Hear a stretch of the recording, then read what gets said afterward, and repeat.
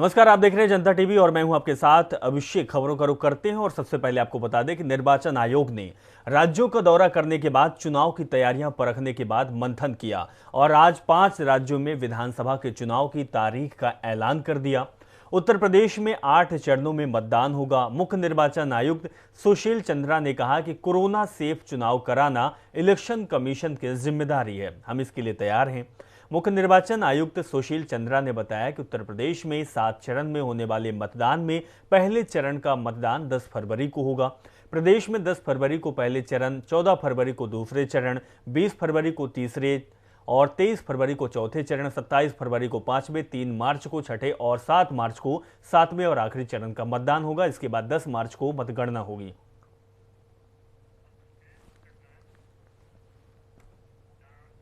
उत्तर प्रदेश में होने वाले विधानसभा चुनाव को लेकर मुख्यमंत्री योगी आदित्यनाथ बेहद उत्साहित दिखे। उनका उत्साह लखनऊ में दूरदर्शन के यूपी कॉन्क्लेव में दिखा। मुख्यमंत्री योगी आदित्यनाथ ने उत्तर प्रदेश सरकार की उपलब्धियों को बताने के साथ ही कहा कि प्रदेश में होने वाले विधानसभा चुनाव को लेकर विपक्ष के पास कोई मुद्दा नहीं है। उन्होंने कहा कि विपक्ष के पास मुद्दा नहीं है, मुद्दा विहीन है। अब चाहे वो भाई बहन हो या फिर चाचा भतीजा और बुआ की पार्टी हो, प्रदेश में कोरोना संक्रमण की पहली और दूसरी लहर में इनका कोई अता पता नहीं था। पेशेवर दंगाइयों को मुख्यमंत्री आवास में बुला के सम्मानित किया जाता था। सरकार और पुलिस उनके सामने गिड़गिड़ाती थी दंगाइयों के सामने। 2017 के बाद भी परिवर्तन आया है। आज पेशेवर दंगा किसी बिल के अंदर छुपा हुआ है या दूसरे लोग की यात्रा में जा चुका है। उत्तर प्रदेश के अंदर खोल करके सिर उठा करके दंगा करके चलने का तो साहस नहीं कर सकता है। 2017 के पहले प्रदेश के अंदर आतंकवादी जहां मर्जी वहां विस्फोट कर लेते थे। 2017 के बाद एक भी विस्फोट नहीं हुआ, एक भी दंगा नहीं हुआ। ये फर्क साफ है। 2017 के पहले प्रदेश की बेटियां असुरक्षित थी, वे स्कूल नहीं जा पाती थी। बहुत सारे परिवार ऐसे थे जो अपनी बेटियों को उत्तर प्रदेश में एडमिशन स्कूल और कॉलेजेस में करवाने के बजाय उत्तर प्रदेश के बाहर करवाती थी, अपने दूर के रिश्तेदार के यहाँ भेजती थी। 2017 के बाद ये परिवर्तन साफ आया है कि उत्तर प्रदेश की बेटी उत्तर प्रदेश के अंदर है। यूपी में चुनाव का ऐलान होने से पहले सीएम योगी आदित्यनाथ ने वैश्विक महामारी कोरोना वायरस संक्रमण के दौर में उत्तर प्रदेश के मेडिकल इंफ्रास्ट्रक्चर को अधिक मजबूती देने में लगे आदित्यनाथ ने आज संजय गांधी पीजीआई लखनऊ को बड़ा तोहफा दिया। सीएम योगी ने संजय गांधी पीजीआई में करीब 600 करोड़ की विभिन्न विकास कार्य के लोकार्पण और शिलान्यास कार्यक्रम के दौरान संजय गांधी पीजीआई में योगदान की जमकर सराहना की। इस दौरान सीएम ने कहा कि स्वास्थ्य के क्षेत्र में हमारी कार्यवाही युद्ध स्तर पर चल रही है। हम प्रदेश में 59 मेडिकल कॉलेज बनवा चुके हैं। ये सबसे बड़ी उपलब्धि है। आज कोई मुझसे पूछता है कि पूर्व यूपी की सबसे बड़ी उपलब्धि क्या है, तो मैं कहता हूं कि हम लोगों ने हजारों बच्चों जो कि स्पेशलाइजिस्ट से पहले मरते थे, उनके जीवन को बचाने का हमने काम किया है। उन्होंने कहा कि जिन परियोजनाओं पर पिछली सरकारों ने 40 साल से ज़्यादा का वक्त लगा दिया, हमने उसे रिकॉर्ड समय में पूरा करके दिखाया है। इसके अलावा सीएम योगी ने कहा कि आज यहाँ पर मैं एक नई घोषणा करना चाहता हूँ कि हमारी सरकार संजय गांधी पीजीआई लखनऊ को 500 करोड़ की लागत से एक एडवांस पीजियाट्रिक सेंटर उपलब्ध कराएगी। कोविड प्रबंधन कैसा है इसको बहुत नजदीक से देखता रहा हूँ, उसकी स्वयं समीक्षा करता रहा हूँ और मैं इस बात को कह सकता हूं कि एसजीपीजीआई एक ऐसा संस्थान रहा है जिसने कोरोना प्रबंधन में बेहतरीन कार्य किया और मैं इसके लिए एसजीपीजीआई से जुड़े हुए पेयजल की व्यवस्था हो जाए। पेयजल नहीं, आप उनको आरओ का पानी नहीं दे सकते तो कम से कम पानी गर्म करके लोग पिए, हो सकता है इससे समाधान हो। और इसको अभियान के रूप में लिया। हमने स्वास्थ्य विभाग को नोडल विभाग बनाया, मेडिकल एजुकेशन को इसके साथ जोड़ा, ग्रामीण विकास और पंचायती राज को ग्रामीण क्षेत्र में स्वच्छता, सैनिटाइजेशन और पेयजल के लिए, नगर विकास विभाग को नगरीय क्षेत्र में पेयजल के साथ साथ स्वच्छता अभियान के साथ जोड़ने, महिला और बाल विकास विभाग को जोड़ा गया कि कुपोषित परिवारों में समय पे पोषाहार मिले और उन्हें हम कुपोषण से मुक्ति दे सकें। जो बीमारी 40 वर्ष में जिसका समाधान नहीं हुआ, 4 वर्ष में हम उस बीमारी में मौत के आंकड़ों को 95% से नियंत्रित करने में हमें सफलता प्राप्त। उत्तर प्रदेश में विधानसभा चुनाव का बिगुल बज गया है, जिसके बाद राज्य में आदर्श आचार संहिता लागू हो गई। इस दौरान सरकारी मशीनरी चुनाव आयोग के नियंत्रण में रहेगी। मतदान और मतगणना के बाद नतीजों का आधिकारिक घोषणा के साथ आचार संहिता हटा दी जाएगी। प्रदेश में आचार संहिता लगते ही जिलों में लगे होर्डिंग्स, पोस्टर और बैनरों को नगर निगम की ओर से हटाया जा रहा है। आपको बता दें कि चुनाव आचार संहिता लागू होने के बाद कई नियम भी लागू हो जाते हैं। इनकी अवहेलना कोई भी राजनीतिक दल या फिर नेता नहीं कर सकता। इसके तहत सरकारी धन का इस्तेमाल किसी विशेष राजनीतिक दल या नेता को फायदा पहुंचाने वाले काम के लिए नहीं होगा। इसमें सरकारी विमान या सरकारी बंगले का इस्तेमाल भी चुनाव प्रचार के लिए नहीं किया जा सकता। समाजवादी पार्टी के अध्यक्ष अखिलेश यादव ने लखनऊ में प्रेस कॉन्फ्रेंस की। इस दौरान उन्होंने बीजेपी सरकार पर जमकर निशाना साधा। अखिलेश यादव ने कहा कि भाजपा झूठ बोलने वालों की पार्टी है, भाजपा विज्ञापन के पैसे का दुरुपयोग कर रही। अखिलेश यादव ने कहा कि बीजेपी सरकार ने अपने कार्यकाल के दौरान इंफ्रास्ट्रक्चर की पूरी तरह बर्बाद कर दिया है। और कुछ क्या कहा अखिलेश यादव, हम आपको सुनाते हैं।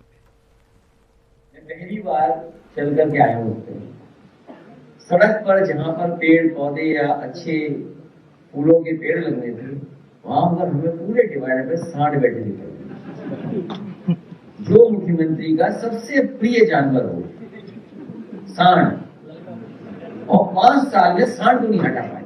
जब से ये बाबा योगी जी की सरकार आई है, ये ध्वस्त कर दिए हैं, ये बर्बाद कर दिए हैं। जो वर्ल्ड क्लास इंफ्रास्ट्रक्चर था उसको भी तोड़ मरोड़ करके सब खराब कर दिया उन्होंने। इसलिए हम आपको भरोसा दिलाते हैं कि जनता के लिए, गरीबों के लिए, और जो गरीब किसान है उसके इलाज के लिए अगर बेहतर और अच्छे से अच्छे मेडिकल अस्पताल बनाने पड़ेंगे तो उस दिशा में समाजवादी सरकार काम करेगी। न केवल मेडिकल कॉलेज, सस्ती दवाई और एम्बुलेंस का भी इंतजाम करना पड़ेगा, तो और बड़ी संख्या में एम्बुलेंस का इंतजाम भी होगा। उसका भी नाम बदलने की पढ़ाई लिखाई से क्या मतलब है सर? उसका भी नाम बदलने की कोशिश की गई थी। हमारे बाबा मुख्यमंत्री जी को पढ़ाई लिखाई से क्या मतलब है? उस स्कूल को जो बनाया था उस जैसा कोई स्कूल नहीं बनाया उन्होंने प्रदेश में। एक सैनिक स्कूल नहीं दिया। जो बात मैंने यहाँ कहा नाम बदलने वाली सैनिक स्कूल की, मैनपुरी अच्छा किया, मैनपुरी का नाम बदल दिया। कम से कम हमारे मैनपुरी ने वो जगह तो दी वीपी रावत जी को सम्मान देने की। बाबा मुखर्जी ने कुछ बनाया नहीं, कहाँ सम्मान देंगे? यूपी चुनावों में निषाद पार्टी 24 सीटों पर चुनाव लड़ेगी। इन सीटों पर उतरने वाले उम्मीदवारों की घोषणा भी जल्द की होगी। ये बयान निषाद पार्टी के राष्ट्रीय अध्यक्ष डॉक्टर संजय निषाद ने लखनऊ में प्रेस कॉन्फ्रेंस करके जानकारी दी। आपको बता दें कि उत्तर प्रदेश में भाजपा के सहयोगी दल के रूप में निषाद पार्टी है। इस वक्त हमारे साथ निषाद पार्टी के राष्ट्रीय अध्यक्ष संजय निषाद हमारे साथ मौजूद हैं। संजय जी, आज आपने संकल्प दिवस की बात कही है कि 13 जनवरी से अयोध्या में शुरुआत होने वाली है। 13 जनवरी 2013 को मैंने निषाद राज के किले पर संकल्प लिया था, क्योंकि राम अयोध्या से कभी गए थे और निषाद राज के साथ गले मिले और गंगा पार किया, और हमारे लोगों ने इस देश को आज़ाद कराने के लिए मुगलों और अंग्रेज़ों को मौत पे घाट उतारा, देश को आज़ाद कराया। 578 जातियों पर अंग्रेज़ों ने क्रिमिनल कास्ट घोषित किया था, कानून बना कर उजाड़ा था। तो हम लोगों ने ये संकल्प लिया कि जब राम और निषाद राज गले मिले थे तब शांति आई थी। जब राम के कैबिनेट में निषाद राज आए थे तब राम राज था। तो उत्तर प्रदेश के कैबिनेट में निषाद मछुआ समुदाय पहुंच जाए तो निश्चित रूप से राम राज आएगा। 578 जातियों को जो कानून बनाकर अंग्रेजों ने उजाड़ा है उसे फिर से बसाया जा सके, उसके लिए बिहार में जो एनडीए की सहयोगी दल है वीआईपी पार्टी, वो भी आके चुनावी 2022 के चुनाव देश लोकतंत्र है, लोकतंत्र में किसी को कहीं भी चुनाव लड़ने का वो आपको स्वार्थी। मैं कहता हूँ सब लोग एक दूसरे के ऊपर कोई न कोई आरोप, कौन क्या है वो समाज सब जानता। मेरे त्याग और तपस्या को, आपको विश्वास है कि बीजेपी आपको आरक्षण देगी? मेरे त्याग और तपस्या को भारतीय जनता पार्टी भी जानती है, मेरा समाज भी जानता है। आपको विश्वास है कि बीजेपी आरक्षण आज के दिन में बीजेपी की बात नहीं कर सकते हैं, लेकिन मैं तो नहीं जानता उनके मन में क्या चलता। लेकिन इतना जरूर आपको बताना चाहता हूँ कि पिछली सरकारों ने कितना विश्वासघात के लिए हमारे समाज के साथ विश्वासघात किया, ये सब जग जाहिर है। कितने विश्वासघाती सब पता है। निश्चित रूप से वो जो जज की कुर्सी कुर्सी पर थे तो विश्वासघात किया, जजमेंट नहीं किया, तो आज जो जज की कुर्सी पर उसी से उम्मीद कर सकते हैं ना। और निश्चित रूप से आज कम से कम अगर भारतीय जनता पार्टी केंद्र में राज्य में सरकार है तो कोई उल्टा कलम तो मेरे लिए नहीं चला है ना। बाकी पिछली सरकारों ने तो ऐसी गिनती की, हम 70 लाख थे, गिनते गिनते 3000 कर दिया। हम केवट मल्ला मझवार की पर्यायवाची जाती है तो उन्हें पिछड़ी में डाल दिया, तो हमारे साथ अन्याय किया। तो आज कम से कम भारतीय जनता पार्टी ने आरजीआई को report Sanjay ji, VIP party कह रही है कि 2001 से पत्र लिखे जा रहे हैं रजिस्ट्रार जनरल को। हम कहते हैं उन्होंने कोई पत्र लिखा, उनसे मांग लीजिए। डॉक्टर संजय तो संघर्ष कर रहे हैं, रेल आंदोलन किया, जेल में गए। हम तो यहाँ से लेकर प्रधानमंत्री तक अपनी आवाज़ उठाते हैं, बैठक करते हैं, हम पंचायत करते हैं, इसमें बहस करते हैं। तो जब बहस होता तभी फैसला करते हैं ना। तो जो आरोप लगाने वाला उससे पूछे कि उसने क्या किया है और उनका क्या योगदान रहा कि आरक्षण के मुद्दे पर। क्या बिहार में उन्होंने आरक्षण के मुद्दे पर कभी आवाज़ उठाई? सदन में है, सदन में कभी आवाज़ रखा? मैं सदन में गया, आवाज़ पहले दिन रखा, दूसरे दिन और इंजीनियर पवन साथ जय बार गए तब। और तो हम लोग अगर वकील हैं तो वकालत कर सकते हैं, तो वकील वकालत ही करेगा। और जैसे सिस्टम, अगर मैंने प्रमाण इकट्ठे किए हैं प्रदेश देश से इकट्ठा करके, तो अगर मैंने प्रमाण इकट्ठा किया है और दस्तावेज इकट्ठा किया तो प्रमाण पत्र मैं दिलाऊंगा। पूरा मेरे समाज को विश्वास है। क्या उप मुख्यमंत्री का पद आपको बीजेपी देगी? समय बीजेपी से पूछिए, हमारे समाज का सुझाव है। अगर चाय वाले प्रधानमंत्री बना सकते तो किसी बेटे को। कितने सीटों पे चुनाव लड़ेंगे? कहते हैं कि जो भी सीटें निर्धारित होगी सब। फिर भी आप कह रहे हैं 2 दर्जन। हम कहते हैं कि निश्चित रूप से अगर अलायंस में है तो निषाद पार्टी 1-2 दर्जन सीटों पर हम मिलेंगे। सभी पूर्वांचल की सभी सीटें रहेंगी? नहीं, हम पूरे प्रदेश में हम एनडीए की सरकार बनाएंगे। 403 पर हम लोग मिलकर लड़ रहे हैं। वो हम लोग आपसी मामला कहाँ हम लड़ेंगे, कहाँ वो लड़ेंगे, जल्दी आपके सामने आ जाएगा। तो ये थे संजय निषाद जी। संजय निषाद जी ने खुलकर सभी सवालों का जवाब दिया और कहा है कि निश्चित रूप से हम बीजेपी के साथ हैं और अंत तक बीजेपी के साथ हैं। रही बात सीटों की, तो सीटों पर भी हमारी शेयरिंग चल रही है। कैमरामैन सनी के साथ में जया सिंह, जनता टीवी, लखनऊ। कोरोना महामारी के बीच आज से प्रियंका गांधी ने वर्चुअल संबोधन शुरू कर दिया। आज फेसबुक लाइव के जरिए उन्होंने आम जनता से सीधा संवाद किया। अपने संबोधन में प्रियंका गांधी ने महिला सशक्तिकरण की बात करते हुए उत्तर प्रदेश की विभिन्न घटनाओं का जिक्र किया। इस दौरान उन्होंने उन्नाव पीड़िता का भी दर्द बयां किया और बीजेपी पर जमकर निशाना साधा।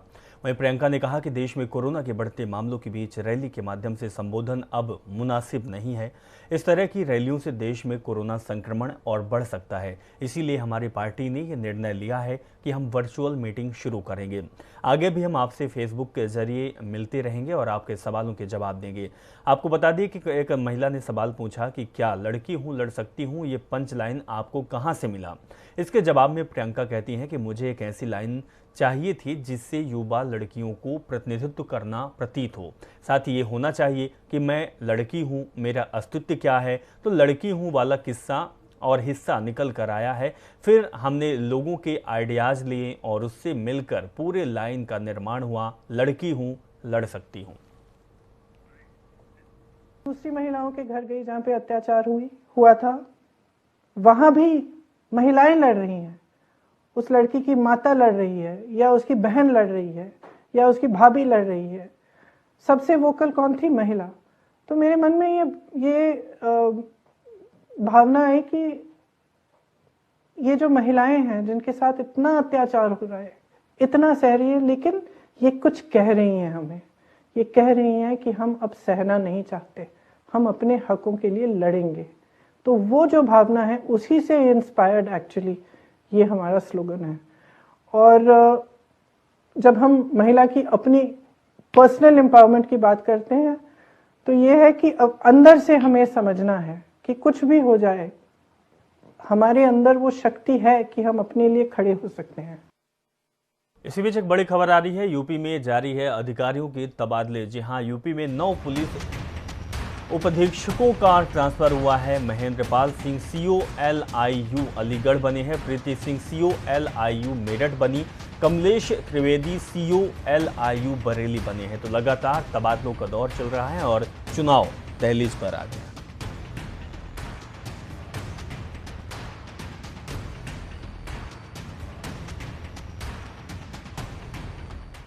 आज प्रदेश में चुनाव आचार संहिता और चुनाव की तिथियों के ऐलान के पहले सीतापुर जिले में भारतीय जनता पार्टी अनुसूचित मोर्चा के प्रदेश मंत्री राहुल कुमार के नेतृत्व में जनसंवाद यात्रा निकाली। ये यात्रा सिंधौली विधानसभा के चारों मंडलों में लगभग 300 गाड़ियों के साथ निकाली गई, जिसका लोगों और कार्यकर्ताओं ने जगह जगह फूल मालाओं के साथ स्वागत किया। इस दौरान प्रदेश मंत्री राहुल कुमार ने कहा कि आगामी विधानसभा चुनाव में बीजेपी 3.5 से ज्यादा सीटों पर जीत दर्ज करेगी। जैसा कि आप सबको ज्ञात है कि अभी अधिसूचना उत्तर प्रदेश के आम चुनाव की अधिसूचना जारी हो चुकी है। उससे पूर्व ही एक जन जागरण यात्रा निकाली गई थी कि भारतीय जनता पार्टी अनुसूचित मोर्चे के तहत उत्तर प्रदेश के तहत आज पूरी सिधौली विधानसभा तक पूरी विधानसभा के चारों मंडलों में हमारे पूर्ण और आंशिक मिलाकर ऐसे चारों ब्लॉक में पूरी ये जन जागरण निकाली गई थी। इस जन जागरण यात्रा का उद्देश्य था कि आगामी 2022 के उत्तर प्रदेश के चुनाव में पूरे प्रदेश में भारतीय जनता पार्टी को 350 से ज़्यादा सीटें मिलें। इसीलिए पूरे सर्व समाज के जन जागरण के लिए आज ये सिधौली विधानसभा में लखनऊ से बड़ी खबर आ रही है। लखनऊ के पीजीआई अस्पताल में कोरोना का विस्फोट हुआ है। पीजीआई अस्पताल में 55 स्टाफ कोरोना पॉजिटिव पाए गए। पीजीआई स्टाफ और डॉक्टरों की रिपोर्ट पॉजिटिव आई है। अस्पताल में कोरोना की दस्तक से स्टाफ में खौफ है। सरकारी प्राइवेट अस्पतालों में फैल रहा संक्रमण। होम आइसोलेशन में कोरोना की चपेट में आए हैं सभी लोग। तो बड़ी खबर लखनऊ से।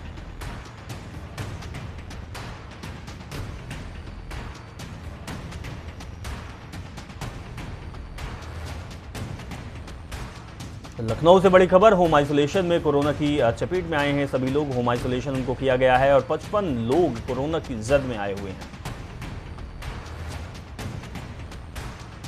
उत्तर प्रदेश में विधानसभा चुनाव का बिगुल बज गया है, जिसके बाद राज्य में आदर्श आचार संहिता लागू हो गई। इस दौरान सरकारी मशीनरी चुनाव आयोग के नियंत्रण में रहेगी। मतदान और मतगणना के बाद नतीजों की आधिकारिक घोषणा के साथ आचार संहिता हटा दी जाएगी।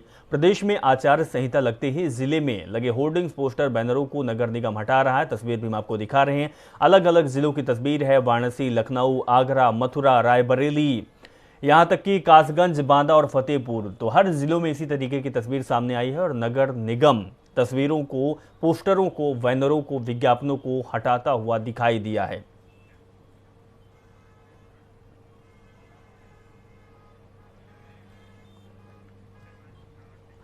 पिछले 24 घंटों में देश में कोरोना संक्रमण के 1,41,000 मामले सामने आए। वहीं उत्तराखंड की बात करें तो राज्य में 814 मामले सामने आए।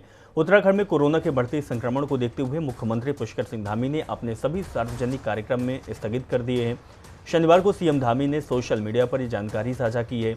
उन्होंने लिखा है कि कोविड-19 के बढ़ते संक्रमण के दृष्टिगत आज से सारे कार्यक्रम स्थगित कर रहा हूं।